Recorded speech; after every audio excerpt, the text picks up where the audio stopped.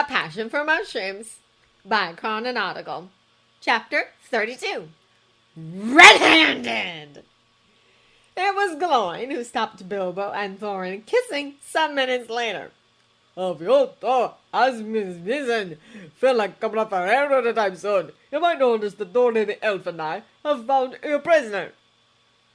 Bilbo blinked a little absently. He still felt very weak, wanting nothing more than tea and bed. If he could not have those until Dotto returned, then he would rather snuggle up to Thorin while he waited. Besides which, Gloin was incorrect. Taddeo, Dori, and Gloin had found the body of a man who gave Bilbo the plate. They had not found the true culprit. He was stuffed in the closet 2 floors up, his coin purse shoved in his mouth to keep him silent. The elf found him. She's a good enough tiger, I'll give her that. Or perhaps she knew precisely where the body was to be found, Thorin suggested darkly. Thorin's eyes narrowed slightly, looking at Taddeo. Bilbo decided to uproot those suspicions before they had time to grow. Please, he snorted.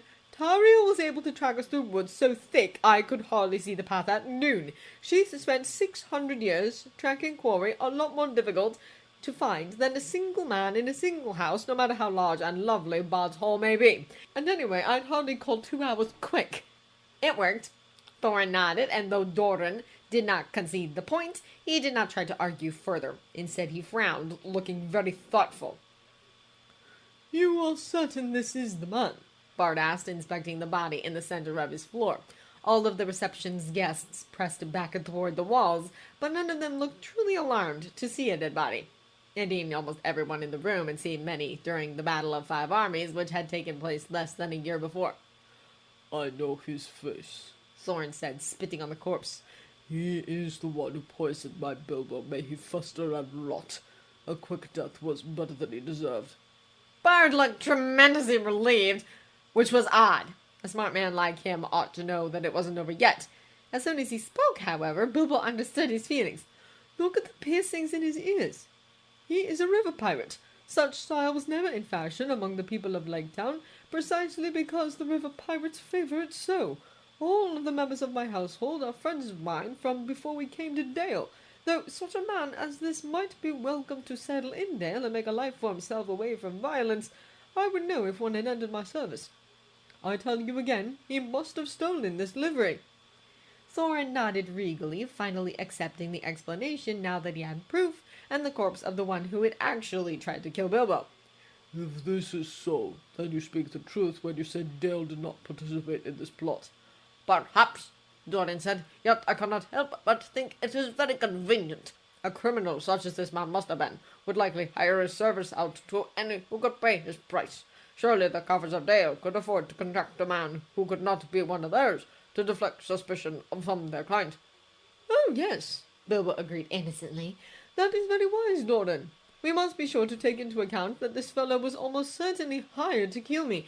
Why, it might not even be another man who did the hiring. The elves of Mirkwood likely do not want to see a wedding take place this evening, and if the mountain went into mourning, it would not. You are very clever to remind us.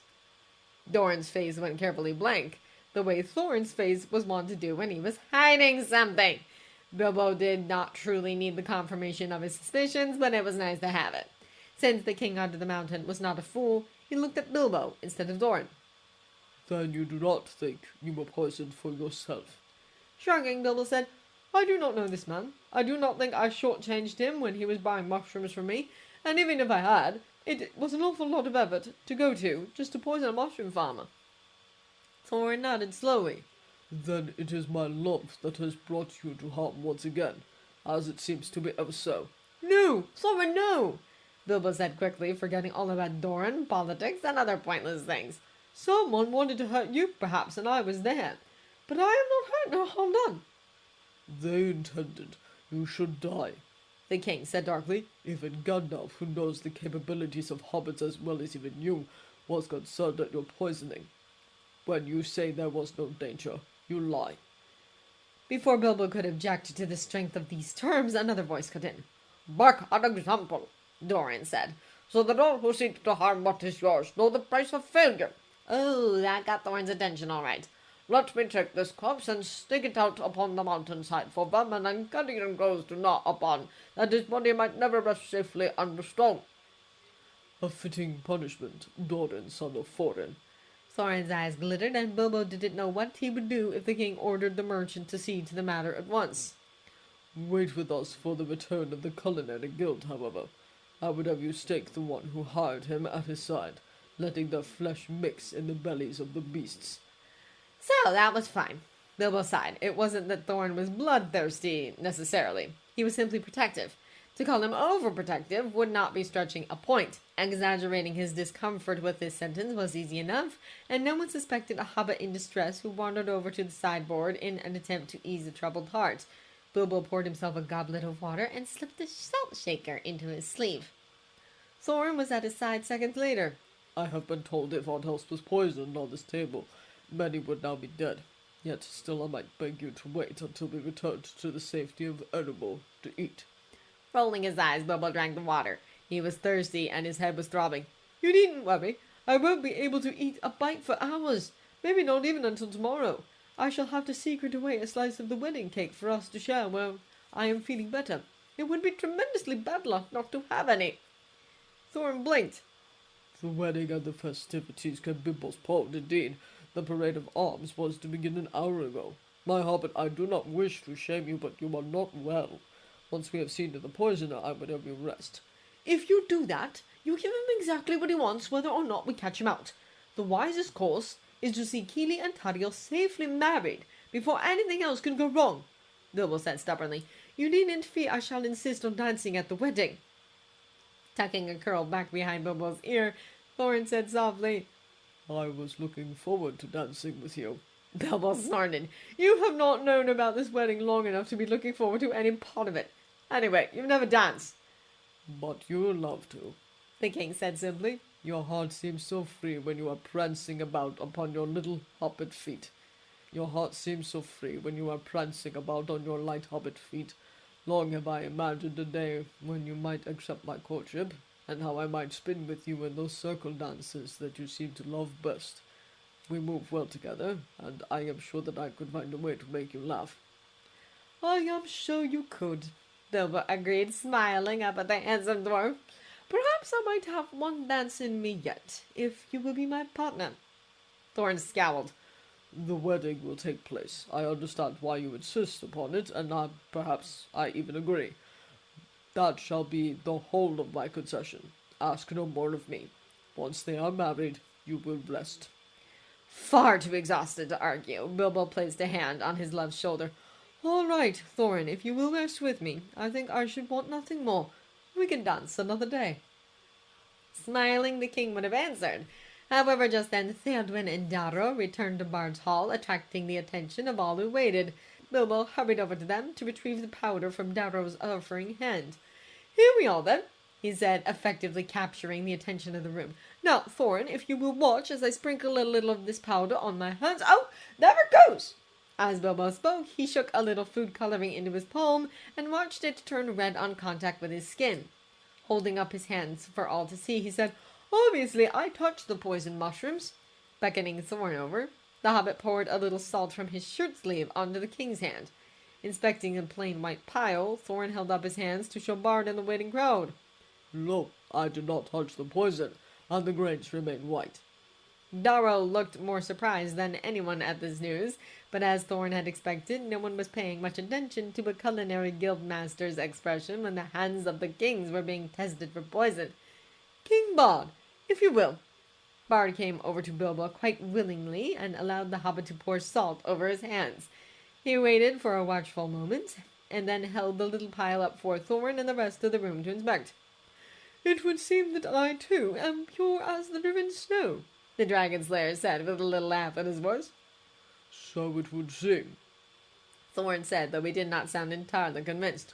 Of course he did not touch the poison himself, Thorin growled. The head of such a conspiracy would never be stupid enough to touch the poisoned mushrooms with his own hand.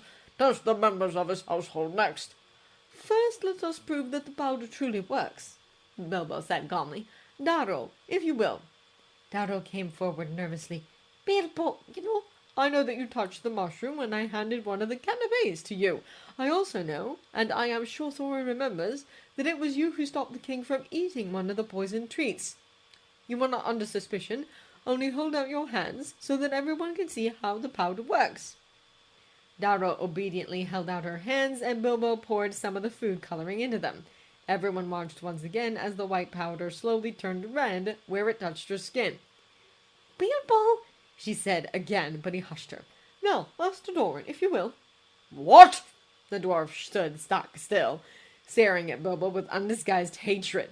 "I should like to demonstrate one more time what the powder looks like in the hands of one who never touched the poison," Bilbo said instantly. You are wasting time. Stop blithering and test Bard's household stuff. We all know that it was a man of Dale who poisoned you. "Do we know that?"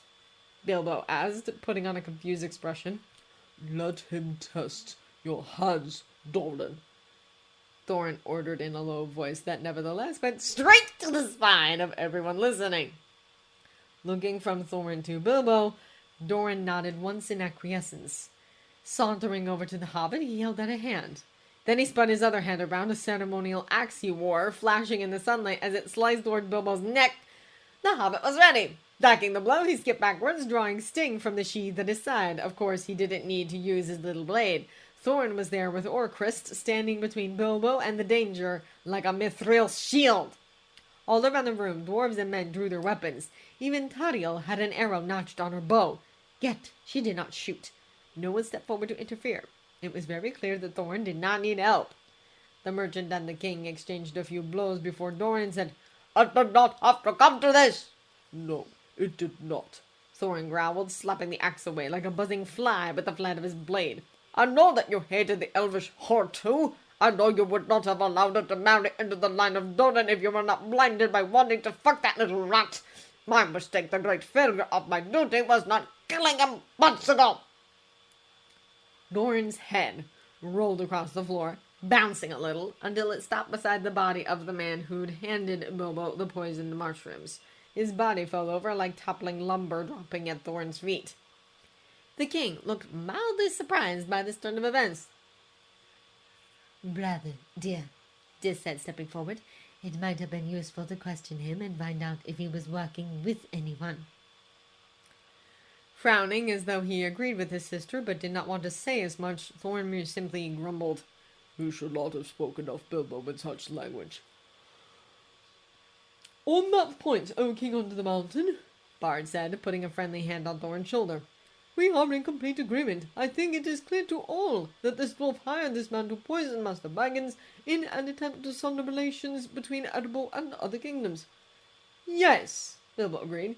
He was always on about Erebor being only for the dwarves. Didn't want any non-dwarves inside the mountain at all, though he never tried to force me out the way he and his faction tried to bully Thadio. Just so, Bard nodded gravely. I will not quarrel any further over who took more harm at his hand, or whose law had right to justice over him. As he was a citizen of Erebor, I give his body to your keeping. As for that, Thorin said harshly. He pronounced his own sentence. Dwarves around the room cast in shock, but Thorin did not pause. Let him be staked out on the side of the mountain with this poisoner. Let the beasts and carrion eaters have their bodies. Let them go to the halls of waiting with my curse upon them, never to find rest under stone. So shall it be for any who dare to harm a single hair upon the head of my burglar.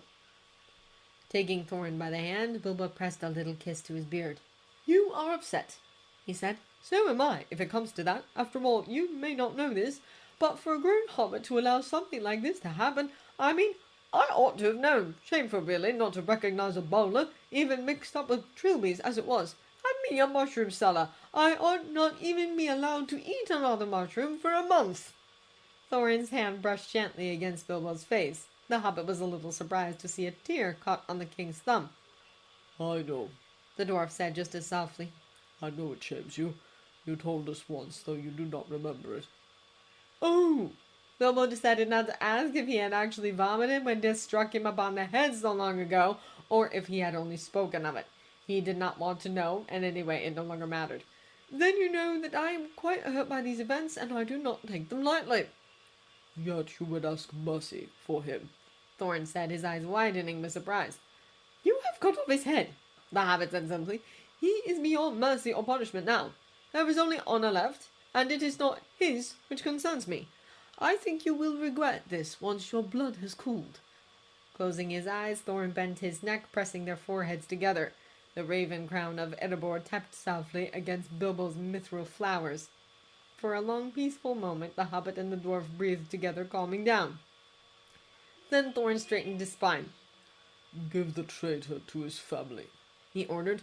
let him be buried as a dwarf, and bury the pirate with what honor such men give to their dead.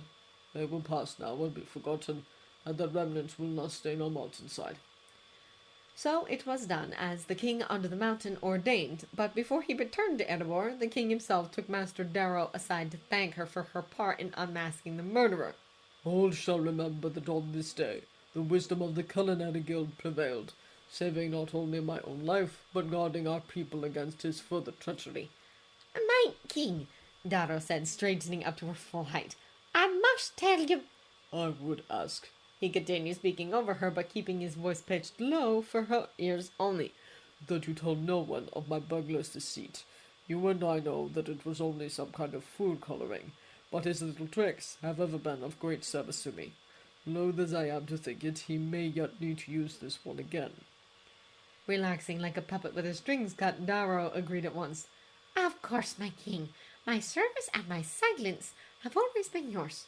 Believe when I say that I value them highly. Honors will be given to the Culinary Guild for your assistance this day, a recognition that is long past due. Smiling tremulously, the elderly Dwarrow dame looked like all of her dreams had come true.